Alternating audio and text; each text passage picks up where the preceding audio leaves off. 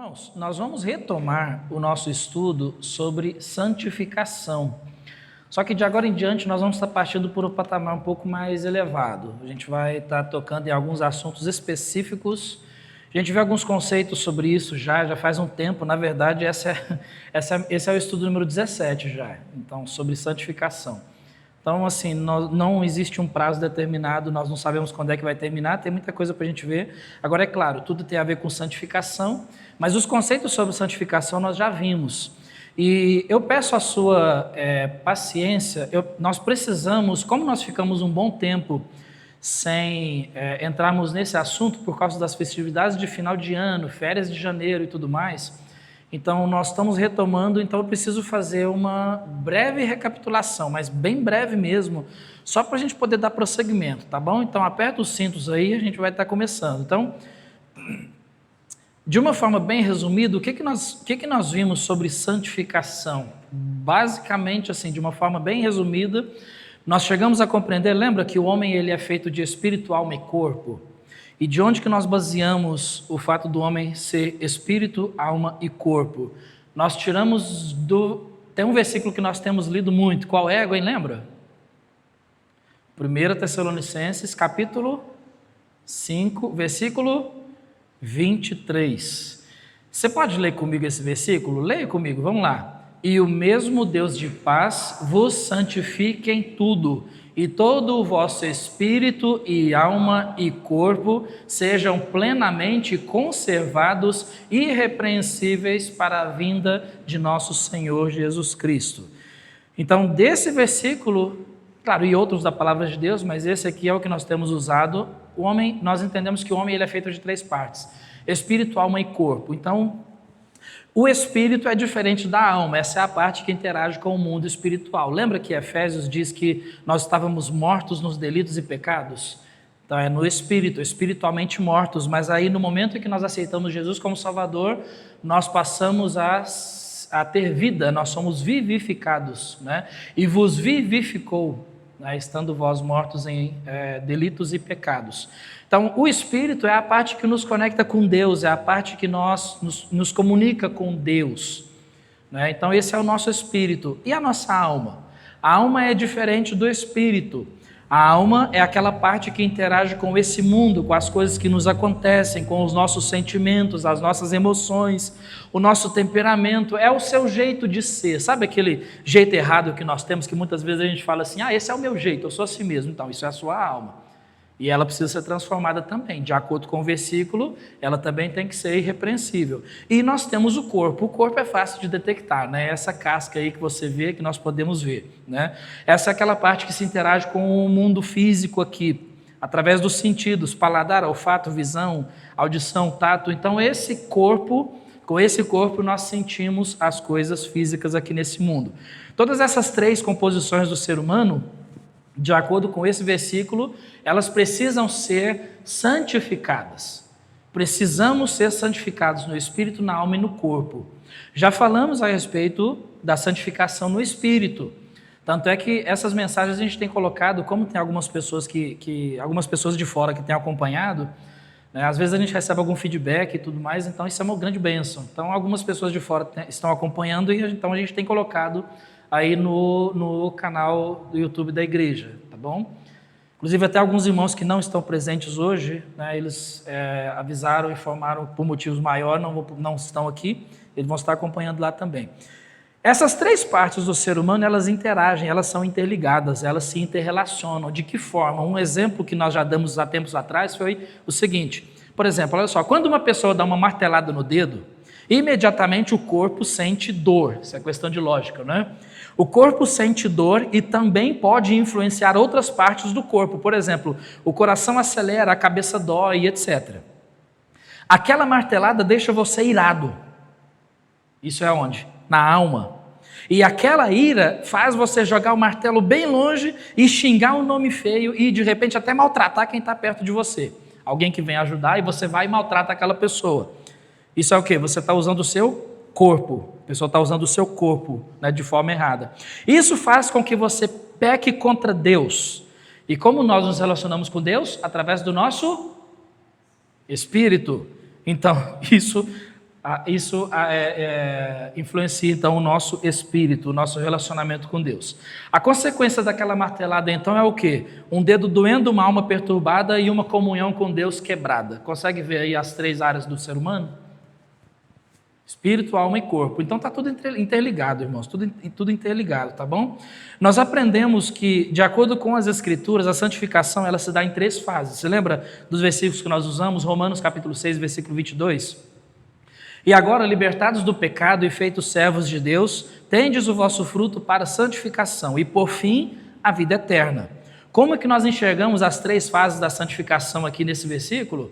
Nós encontramos ali algo que já aconteceu, mas agora libertados do pecado e feitos servos de Deus. Como que isso acontece? A partir do momento que nós recebemos a Jesus Cristo como o nosso único e suficiente Salvador. Isso é o que nós chamamos de santificação posicional. Lembra disso? Santificação posicional. Ou seja, antes nós éramos pecadores miseráveis sem Cristo.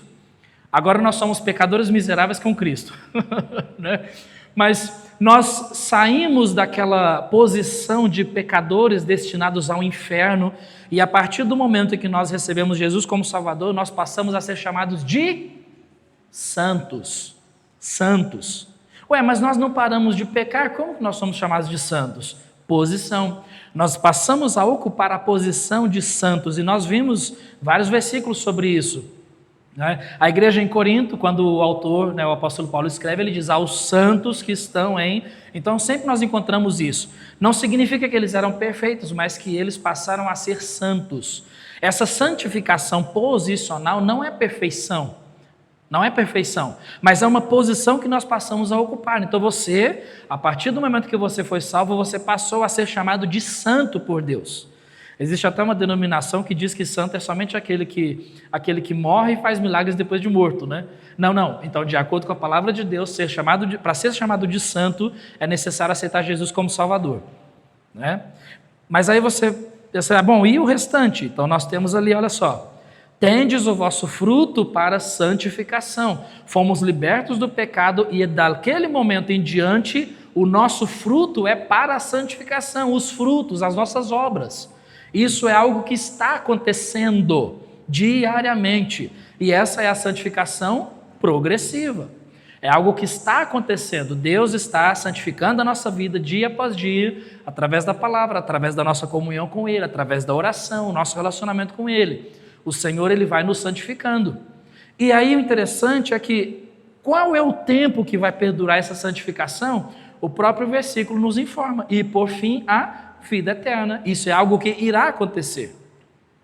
Ué, mas eu já não tenho a vida eterna agora? Sim, mas no sentido que ele está dizendo no versículo e em vários outros versículos na Bíblia, é que nós temos a vida eterna, a partir do momento que nós recebemos Jesus, nós temos vida eterna, nada pode tirar isso de nós, nem mesmo os nossos pecados, porque nós fomos perdoados em Cristo, pelos pecados passados, presente e futuro. Nós fomos perdoados.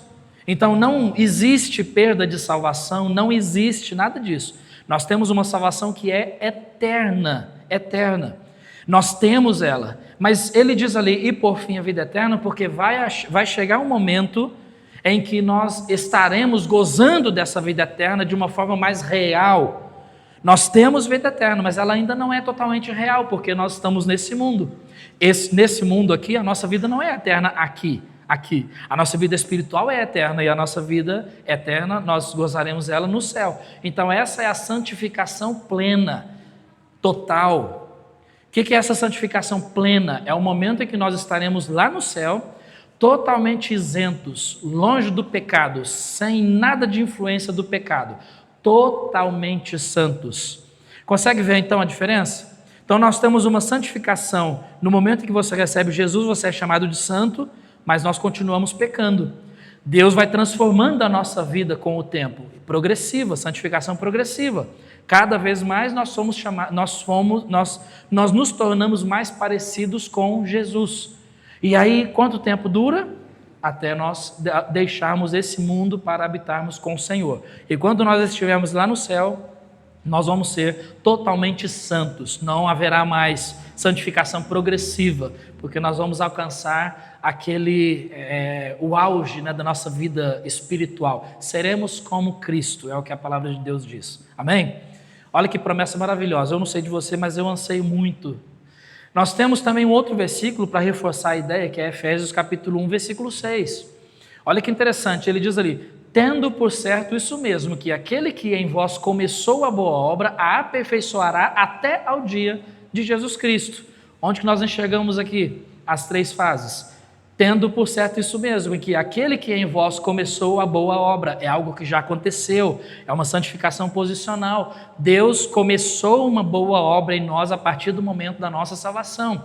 E aí ele diz, ele a aperfeiçoará. Daquele momento da nossa salvação, o Senhor, ele aperfeiçoará a nossa vida espiritual.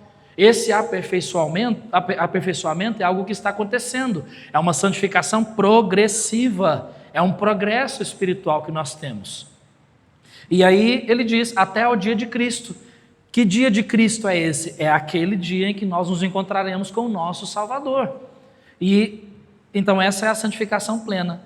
Até o dia de Cristo, até aquele dia em que nós encontraremos com Jesus, seja pela morte ou seja pelo arrebatamento, a nossa santificação ela vai estar progredindo.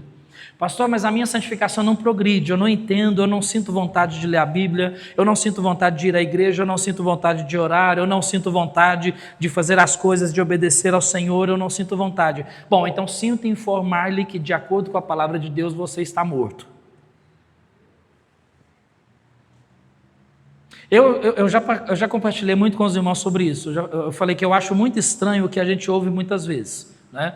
Olha, aquela pessoa, ela aceitou Jesus como Salvador, mas ela só não consegue deixar os seus pecados. Ué, peraí. Ela só não sente desejo de vir à igreja. Ué, peraí. Ela só não tem desejo de ler a Bíblia, ela só não tem desejo de orar, ela só não tem... Ué, mas que obra de Deus é essa, né, que fica sendo de uma forma tão estranha, né? Isso é uma obra estranha. Deus não faz assim, né? Muito pelo contrário, a palavra de Deus ela nos mostra como é a vida daquele que realmente recebeu Jesus como Salvador. Então, irmãos, a partir dessa fase do nosso estudo, daqui em diante, nós vamos estar vendo algumas coisas específicas para a nossa vida que precisam ser santificadas, algumas áreas específicas da nossa vida. Nós vamos estar tocando em alguns conceitos, alguns pecados, algumas práticas que não condizem com a palavra de Deus. Nós já falamos sobre santificação pela palavra de Deus, falamos sobre a santificação pela oração, falamos também sobre a santificação pela comunhão, de que forma que a nossa comunhão uns com os outros, Deus usa essa comunhão para nos santificar.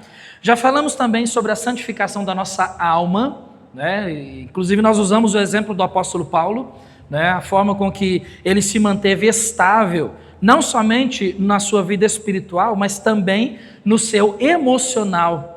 Uma vez que ele estava próximo da morte e ainda assim ele deu instruções preciosas para Timóteo, o incentivando a servir ainda mais ao Senhor. Olha que interessante, alguém que está no corredor da morte, escrevendo uma carta, incentivando um outro irmão em Cristo, o seu filho na fé, a progredir com o Senhor. É estranho isso, né? Mas é justamente isso que Deus faz.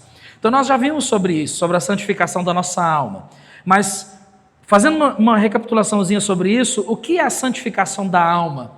É o processo de Deus para a transformação da minha alma, pelo qual também Ele transforma as minhas emoções, pois é da alma que as nossas emoções fluem. É dali que as nossas emoções fluem. Sabia disso? As suas emoções fluem da sua alma, e nós já vimos sobre isso, vários versículos, especialmente no livro dos Salmos. Lembra? No livro dos Salmos nós encontramos ali os autores, os escritores, aliás, né, o autor é o Espírito Santo, nós encontramos os escritores derramando a sua alma diante de Deus, colocando diante do Senhor as suas alegrias, as suas tristezas, as suas angústias, as suas decepções, as suas aflições, eles colocam diante de Deus, né? E aí eles buscam alívio para a sua alma. Então as nossas emoções fluem da nossa alma, nós vemos isso claramente na Bíblia.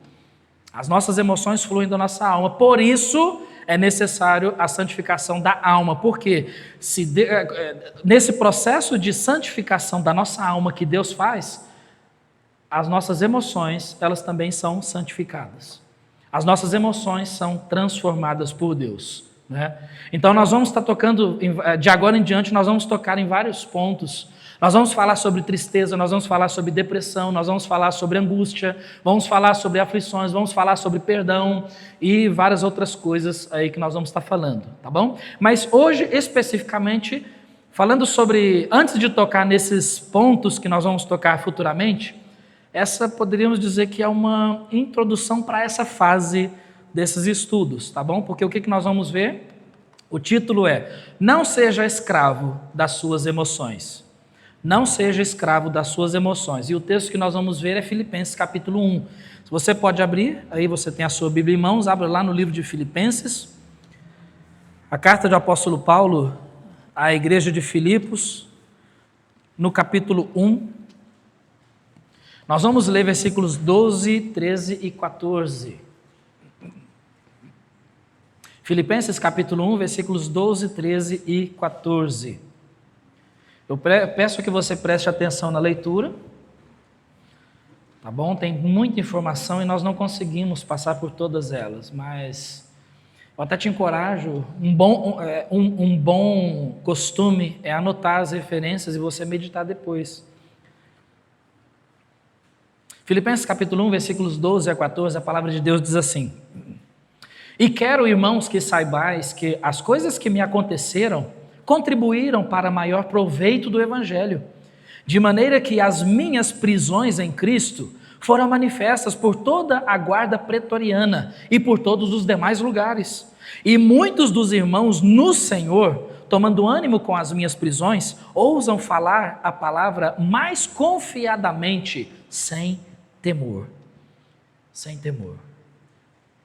E depois, se você quiser ler todo o capítulo em casa, na verdade todo o livro é precioso, te encorajo a fazer um estudo nesse livro. Nós já estudamos esse livro aqui na igreja, então muitos aqui vão estar familiarizados aqui, mas tenta lembrar que onde o apóstolo Paulo estava no momento em que ele escreveu essa carta? Alguém sabe? Ele estava preso, ele estava na prisão quando ele escreveu essa carta. Essa aqui é uma das cartas, né, da prisão. E olha que interessante, irmãos, o escritor aqui, o apóstolo Paulo, ele estava preso, e preso injustamente, preso por pregar o evangelho. Quando nós olhamos a vida do apóstolo Paulo, quando você estuda a vida dele, você nota que, humanamente falando, o apóstolo Paulo ele teria todo o direito de choramingar pelos cantos. Teria ou não teria? Porque poucos homens na palavra de Deus sofreram tanto quanto o apóstolo Paulo por Cristo. Poucos homens sofreram tanto por Cristo. E nós não conseguimos ler todos os versículos, mas se eu não me engano, 2 Coríntios capítulo 11, o apóstolo Paulo ele fala que sofreu naufrágio, frio, nudez, fome, foi apedrejado, sofreu açoites e tantas outras coisas, pelo fato de ser um ministro de Cristo. E aqui nós temos mais uma vez o apóstolo Paulo nos mostrando a sua estabilidade emocional. Mas por quê? Porque Deus havia feito uma tão grande obra no seu coração, e ele estava totalmente dependente nas mãos de Deus, e ele compreendia que todas as coisas que aconteciam na sua vida tinham um motivo muito maior. Porque nada pega Deus de surpresa. Nada pega Deus de surpresa. Em todas as coisas que nos acontecem existe um propósito, existe um objetivo. Então o problema que nós temos é que muitas pessoas atualmente, eles não estão conseguindo lidar com as suas emoções, ou seja, eles não conseguem lidar com as coisas que eles acontecem diariamente. Mas aqui o apóstolo Paulo ele nos dá uma lição. Mesmo estando preso, nós encontramos aqui ele dando um testemunho aqui, dizendo no versículo 12 que as coisas que aconteceram com ele contribuíram para o maior proveito do evangelho. Quais coisas que lhe aconteceram? A sua prisão, as circunstâncias que o levaram a estar preso. E ele diz aqui que essas coisas contribuíram para que o evangelho crescesse, para que o evangelho chegasse a lugares onde de outra forma não chegaria. É o que ele diz, por exemplo, no versículo 13, de maneira que as minhas prisões em Cristo foram manifestas por toda a guarda pretoriana e por todos os lugares. Por causa da prisão do apóstolo Paulo, a notícia da sua prisão, né, diz ali que ela chegou a lugares específicos, e ele fala aqui especificamente sobre a guarda pretoriana. Essa guarda pretoriana aqui eram aqueles soldados, né, particulares ali do imperador. Olha que interessante. Além disso, você observou o versículo 14? Ele fala ali, e muitos dos irmãos, ele está falando da sua prisão, e muitos dos irmãos no Senhor, tomando ânimo com as minhas prisões, ousam falar a palavra mais confiadamente sem temor.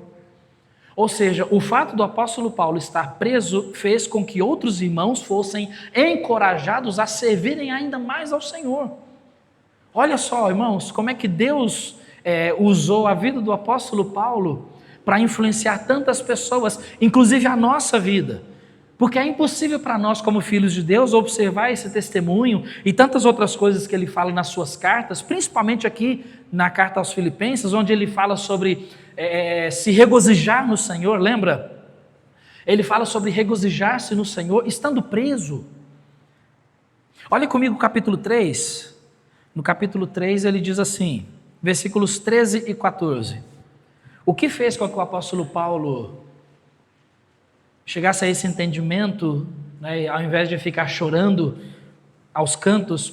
pelos cantos por causa da sua prisão, ele tinha um objetivo. Olha o capítulo 3, versículo 13.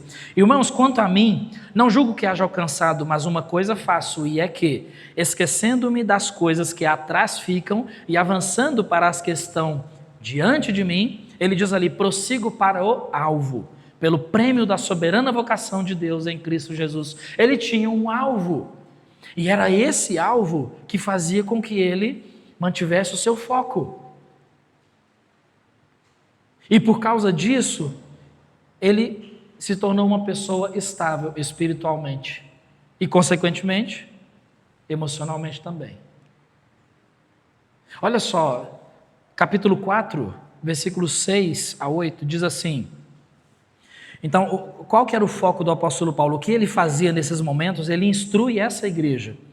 Não estejais inquietos por coisa alguma, antes as vossas petições sejam em tudo conhecidas diante de Deus pela oração e súplica, com ação de graças, e a paz de Deus, que excede todo o entendimento, guardará os vossos corações e os vossos pensamentos em Cristo Jesus. E aí ele diz, quanto ao mais, irmãos, tudo que é verdadeiro, tudo que é honesto, tudo que é justo, tudo que é puro, tudo que é amável, tudo que é de boa fama, se há alguma virtude, se há algum louvor, nisso pensai. Algumas traduções colocou assim, seja isso que ocupe o vosso pensamento. Então, Paulo tinha um alvo, o alvo dele era Cristo, o seu foco era Cristo, e aqui ele está, estando preso, ele está incentivando essa igreja a olhar para Cristo.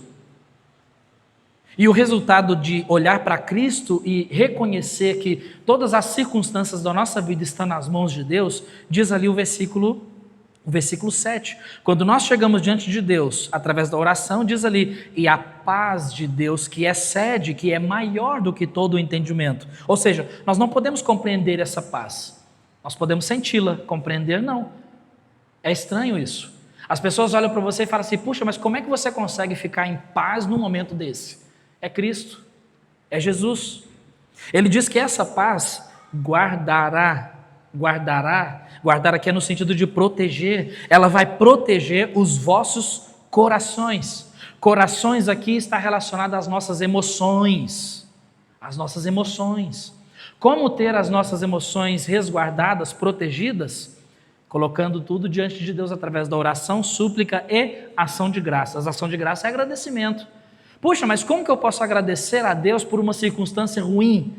Entendendo que nada foge dos planos dele, que ele tem um propósito muito maior que nós não conseguimos entender. Só isso. Ao mesmo tempo que é simples, é tão complicado de fazer isso, né? Mas ele disse então que nós teremos os nossos corações, ou seja, as nossas emoções guardadas, e ele diz ali, e os vossos pensamentos. Algumas traduções colocou sentimentos, né? Aqui, nesse lugarzinho aqui, os vossos sentimentos. Por quê? Aquilo que pensamos. Por isso a palavra de Deus ela fala muito sobre a importância da meditação. A importância da meditação. Por isso que no versículo 8 ele fala sobre tantas coisas louváveis diante de Deus que devem ocupar o nosso pensamento. Por quê? Porque aquilo que pensamos, consequentemente, nós vamos sentir. Irmãos, tudo tem a ver com as nossas emoções. Tudo tem a ver com as nossas emoções. É justamente por isso que nós temos aqueles versículos de 2 Coríntios 4. Lembra que nós vimos há poucos dias atrás? 2 Coríntios 4. Em tudo somos atribulados, mas não angustiados. Perplexos, mas não desanimados. Abatidos, mas não destruídos. Por quê? Como que o apóstolo Paulo podia dar esse testemunho? Porque ele era uma pessoa emocionalmente estável. E o que trouxe essa estabilidade emocional para ele? O seu relacionamento com Deus. O seu entendimento de que todas as coisas estão nas mãos de Deus.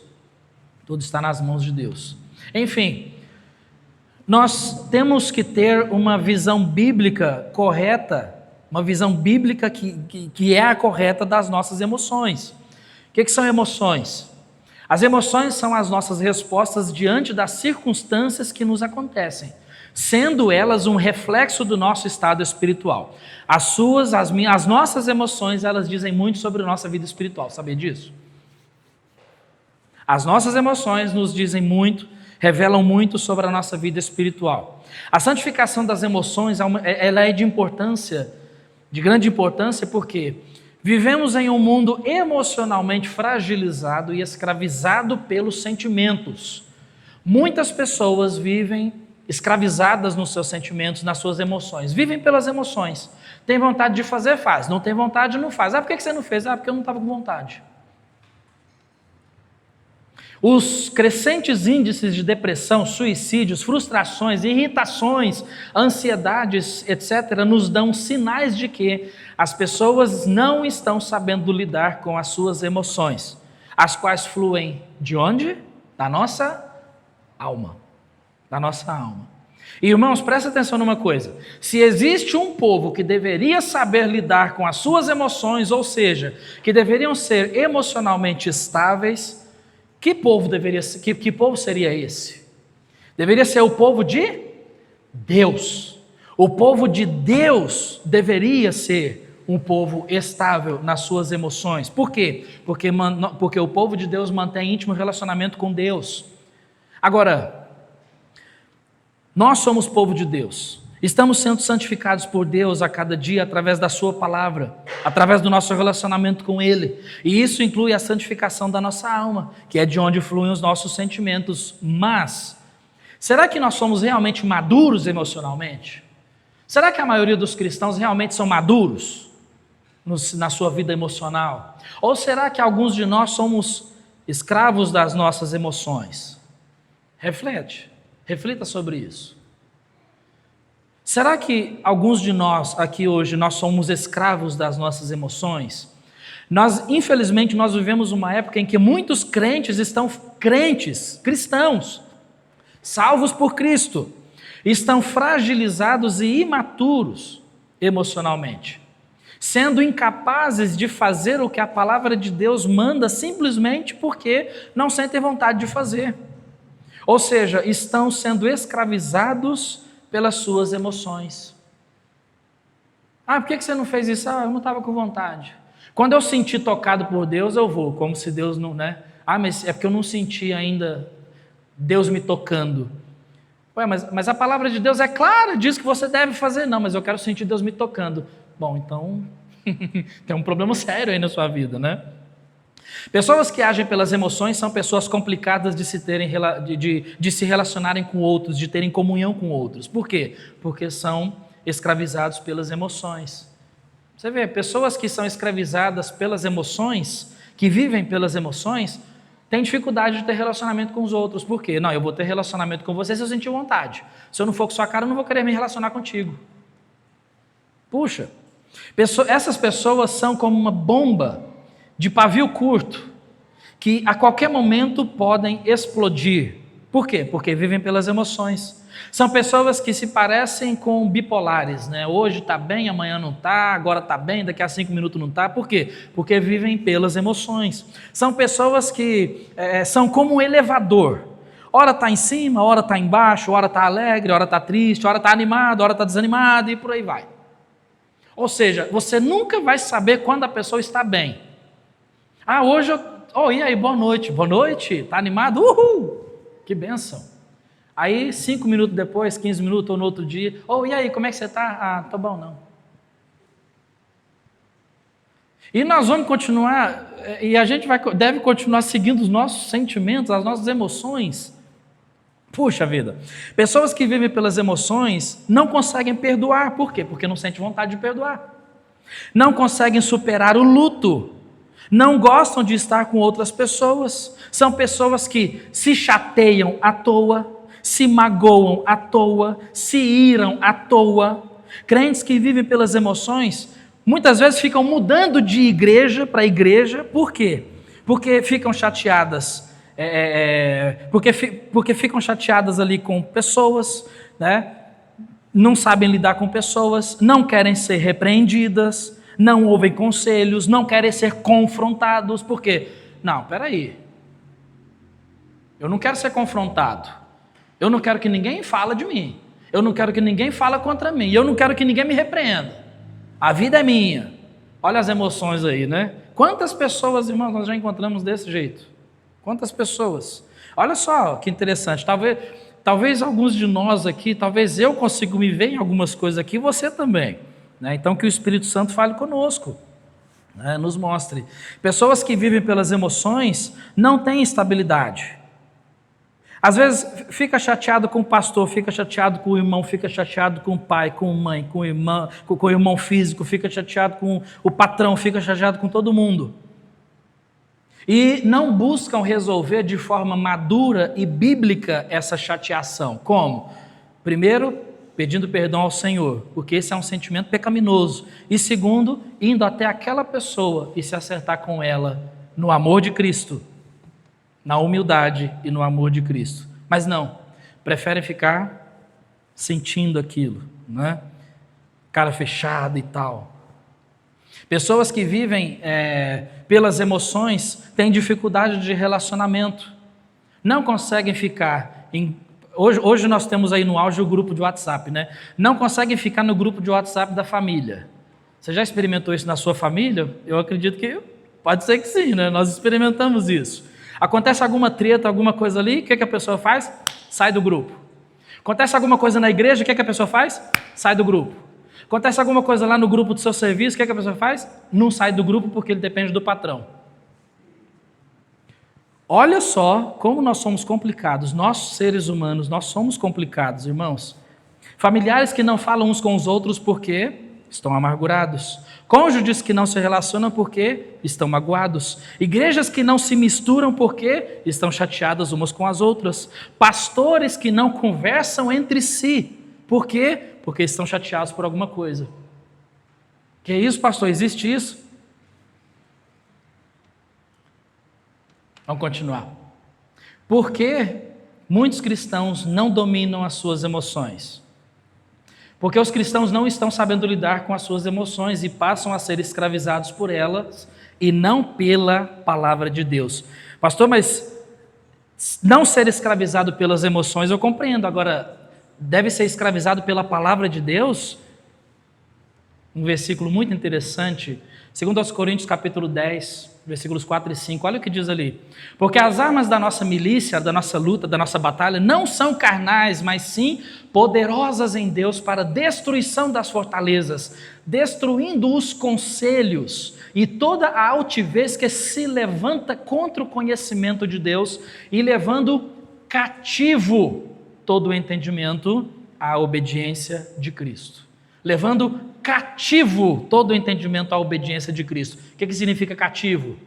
Escravo. Ou seja, ao invés de nós sermos escravizados aí pelas filosofias do mundo, pelo conceito mundano, pelos nossos sentimentos que nos enganam, que nos atormentam, nós devemos ser escravizados pela palavra de Deus, cativados por ela. Ele diz ali, né, toda altivez que se levanta contra o conhecimento de Deus, e é isso que o mundo faz. No mundo, você e eu, nós só encontramos esse entendimento aí que se levanta contra o conhecimento de Deus, falsos conselhos, e o nosso coração, ele se inclina para isso, e não pode. Os nossos sentimentos se inclinam para isso, para esses falsos conselhos. Não perdoa, você não sente vontade de perdoar, não perdoa. Você não sente vontade de dar, não dê, porque tem que ser de coração, não é? Você não sente vontade de falar com aquela pessoa, então não fale. Esses irmãos são conselhos que se levantam contra Deus, contra a palavra de Deus. E ele diz que o nosso entendimento, ele deve ser levado cativo, empurrado, amarrado. Nós temos que nos submeter, como um escravo se submete ao seu senhor. Nós temos que submeter o nosso entendimento à obediência de Cristo. Então isso aqui tira de nós aquele conceito de, não, eu não estou com vontade, então eu não vou. Não, eu não estou com vontade, mas eu vou. Eu não estou com vontade, mas eu vou. Filho, vamos na igreja hoje? Ô pai, eu não estou com vontade não. Não, mas você vai. Porque não depende da vontade, depende da vontade de Deus. Vamos fazer? Ah, não sinto vontade. Não, mas se a Bíblia manda fazer, eu vou fazer. Vamos amar? Ah, não, eu não sinto vontade de amar. Não, mas se a Bíblia manda amar, eu vou amar. Vamos perdoar? Não, eu não sinto vontade de perdoar. Não, mas se a Bíblia manda eu perdoar, eu vou perdoar. Por quê? Porque eu tenho que submeter a minha mente e o meu coração aqui, e não o contrário. Eu não posso submeter a minha mente e o meu coração aos meus sentimentos, aos meus falsos conselhos, né? Não pode acontecer. Então, irmãos, como eu disse, jamais foi o plano de Deus ao criar o ser humano com emoções que ele fosse dominado por elas. Talvez a gente reflita assim, mas então se existe esse grande risco do ser humano ser dominado pelas suas emoções, então por que Deus não nos criou sem emoções? Não seria mais fácil? Se Deus tivesse nos criado sem emoções? Aí nós temos um problema. Você conhece alguém que não consegue lidar com as suas emoções, com as suas ansiedades, com as suas tristezas, com o seu luto, com a sua depressão e etc.? Conhece alguém que não sabe lidar com essas coisas e aí quando essa pessoa não sabe lidar com isso, rejeita a palavra de Deus e vai buscar recursos de outras formas? Qual é normalmente o recurso que essas pessoas recebem de influências externas? Para fazer com que elas não tenham essas emoções ruins, esses sentimentos ruins. Alguém quer chutar aí? A psicologia, mas a psicologia não é tão eficaz, mas existe algo que é muito mais eficaz e é assim, começou, já corta. Exatamente. Por quê? Porque existem medicamentos que inibem as minhas emoções, e aí sem emoções eu não vou ter problemas para lidar, para resolver. Por quê? Porque eu não vou sentir que eu tenho problema.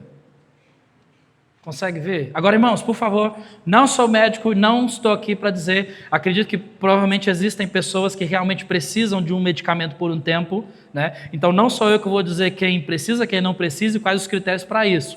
Eu sou pastor, então a minha tarefa aqui é pregar a palavra de Deus, tá? Não vou entrar nessa área aí da medicina, porque eu não sou médico, tá bom? Mas nós não podemos descartar o fato de que existem medicamentos que inibem a pessoa das suas emoções, elas travam as nossas emoções, né? E aí vem os benzodiazepínicos da vida, né? Que é o famoso diazepam, lorazepam, clonazepam, o famoso Rivotril, né? E daí vai embora aí a lista, né?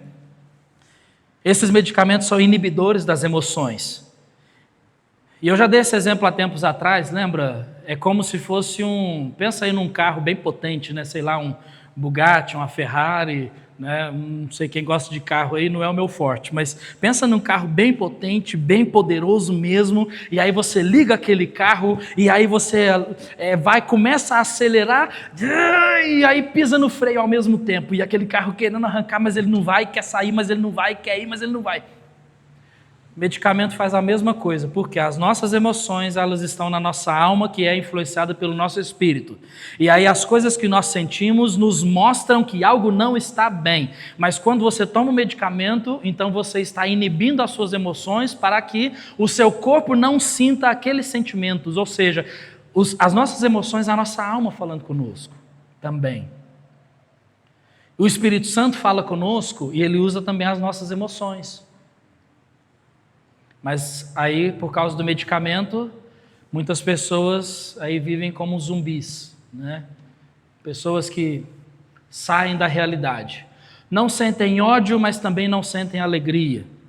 Mas o importante é que não sentem rancor, não sentem mágoas, não sentem ansiedade, mas também não sentem as coisas boas que o Senhor deseja que nós sintamos com as nossas emoções. Porque nós vamos estar vendo sobre isso aqui, né, para fechar o nosso tempo. Então, irmãos, o fato é esse.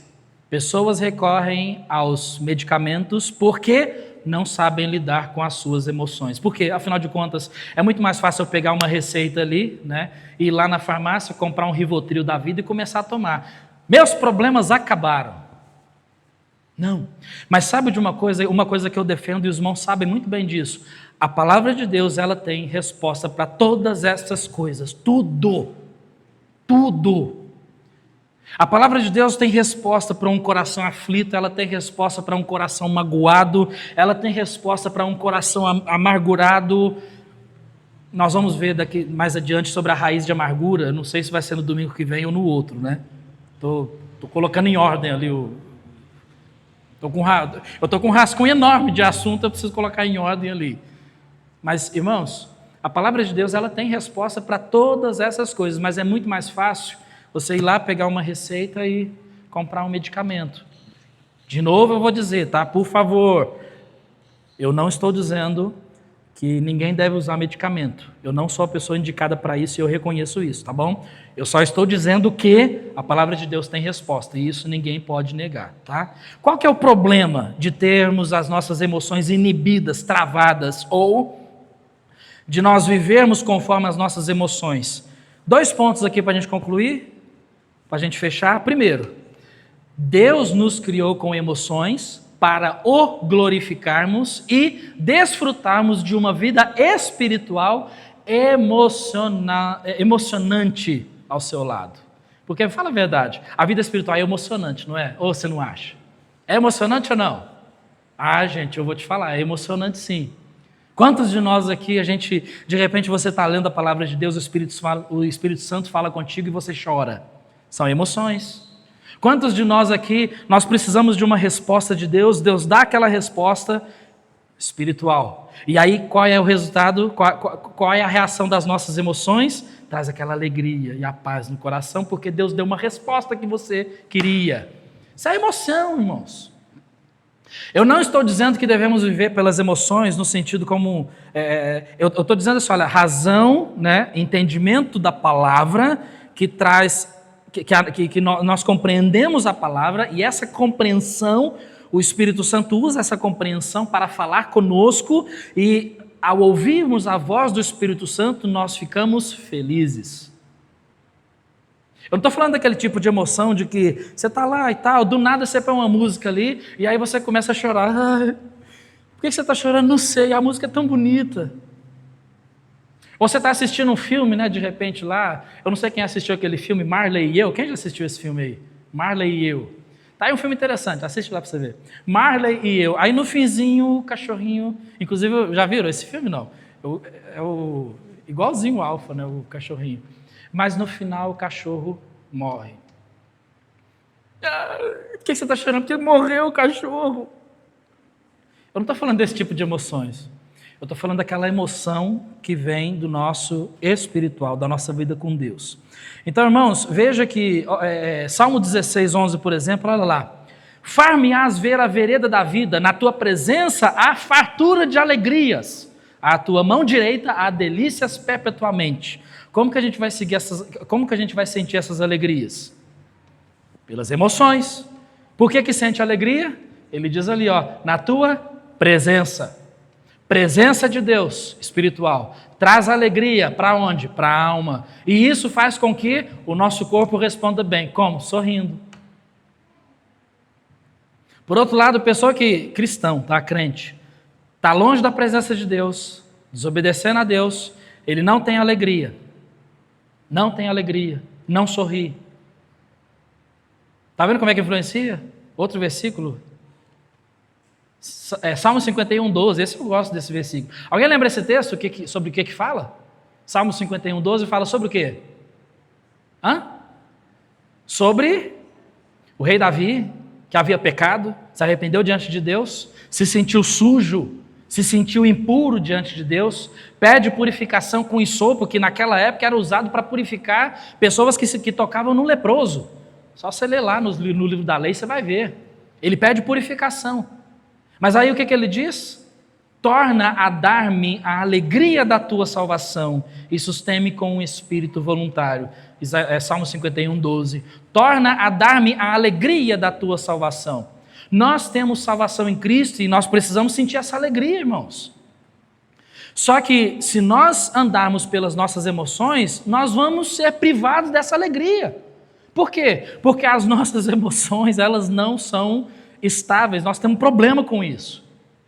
Mas quando nós temos uma vida espiritual próxima do Senhor e buscamos todas as respostas na palavra, automaticamente as nossas emoções, elas são transformadas. O Senhor trabalha na nossa vida, né? Então, Deus nos criou com emoções, mas para quê? Para nós o glorificarmos e desfrutarmos de uma vida espiritual emocionante ao seu lado, porque a vida espiritual é emocionante. Eu me lembro no começo da minha conversão, como é que era, talvez era assim com você também. Gente, chegava domingo à noite, eu mal esperava para quarta-feira para estar na igreja, porque era o começo da vida cristã, a gente estava tendo aquela descoberta, estava descobrindo, conhecendo os irmãos, conhecendo a palavra, conhecendo os hinos, conhecendo os versículos, conhecendo as pregações, conhecendo o pastor, conhecendo a família do pastor, conhecendo, sabe, é um momento de descoberta, nós vamos descobrindo aquilo. Que fase deliciosa. Mas aí, como nem tudo na nossa vida são flores, com o passar do tempo, aquela alegria que deveria crescer a cada dia em uma vida crescente com Cristo, acaba que aquela alegria se torna somente uma marca do início da caminhada, mas não do meio. Por quê? Porque talvez muitos cristãos hoje vão dizer assim, no começo eu tinha mais alegria, hoje eu já não tenho tanta. Por quê? Tem um problema grave aí. Tem um problema sério. Segundo ponto aqui para a gente finalizar é, Deus nos criou com emoções para que possamos nos relacionar significativamente com os outros. Por que a palavra significativamente? Com significado, com objetivo. Não é simplesmente se relacionar. Boa noite, irmão. Opa. Boa noite. Boa noite. Aí alguns vai até cumprimentar, né? Nem olha, né? Boa noite. Quando alguém não olhar para você, pega na mão. Boa noite. Olha para ele, né? Significativamente. Olha que interessante. Romanos capítulo 12, versículos 10, 15 e 18. Mas todo o contexto ele fala sobre esse assunto. Mas 3 versículos mais específicos. O 10, o 15 e o 18. Amai-vos cordialmente uns aos outros, com amor fraternal, preferindo-vos em honra uns aos outros. Alegrai-vos com os que se alegram e chorai com os que choram. Se for possível, quanto estiver em vós, tende paz com todos os homens. Amar cordialmente, preferir em honra, alegrar com os que se alegram, isso é uma maravilha, né? Chorar com os que choram é o problema. Mas é gostoso isso.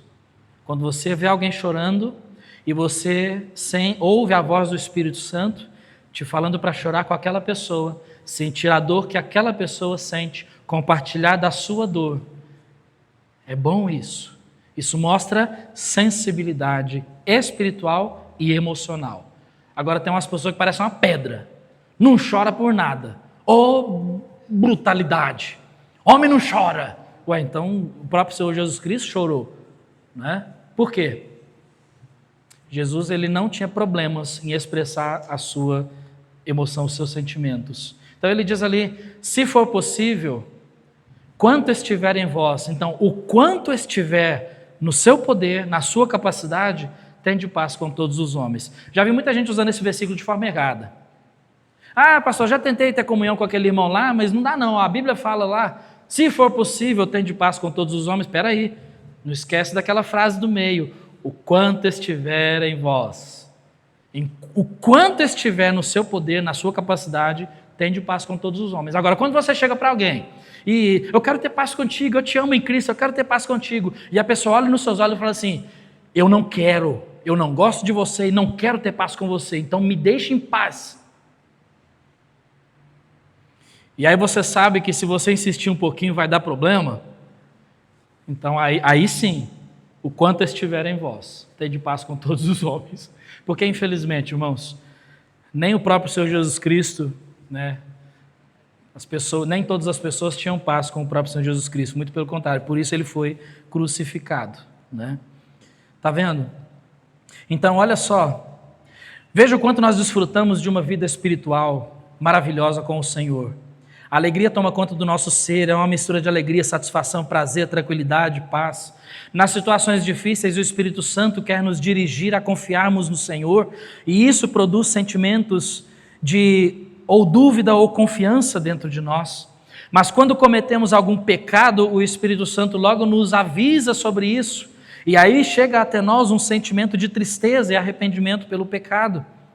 Nossas emoções têm um papel importante nessa obra de Deus, porque para que isso aconteça, aliás, nós precisamos não olhar para as nossas emoções, mas olhar para a palavra de Deus. Ou seja, mesmo que eu não sinta vontade de obedecer à palavra de Deus, eu devo obedecer à palavra de Deus mesmo sem vontade.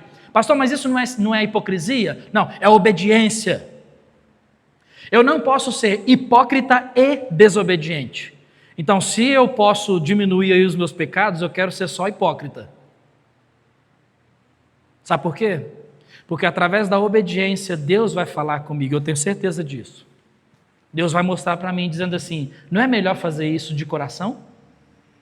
Se você vai fazer de qualquer forma, não é melhor fazer de coração? Se nós vamos obedecer a palavra de Deus, não é melhor obedecer de coração? Então obedeça a palavra de Deus, mesmo sem vontade, mas clame a Deus para te ajudar a fazer de coração.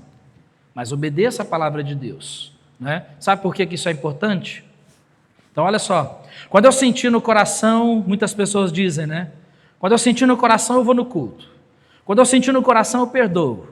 Não, eu não vou ofertar porque eu não sinto que Deus me mandou ainda, eu não sinto vontade. E Deus quer que eu faça com alegria, né? Eu não sinto vontade de orar, eu não sinto vontade de perdoar. E se eu fazer, eu vou ser hipócrita. Deus sabe, Deus conhece o meu coração. Não, então cuidado com essas coisas, sabe por quê? Servir ao Senhor é um ato de fé que vai além das emoções da nossa alma, pois nós o servimos guiados pela sua palavra, não pelos nossos sentimentos. Nós servimos a Deus guiados pela sua palavra, não pelas nossas emoções. Ah, eu não tenho vontade, não importa. Ah, eu não quero, menos ainda. Porque nós temos que obedecer o que a palavra de Deus nos fala.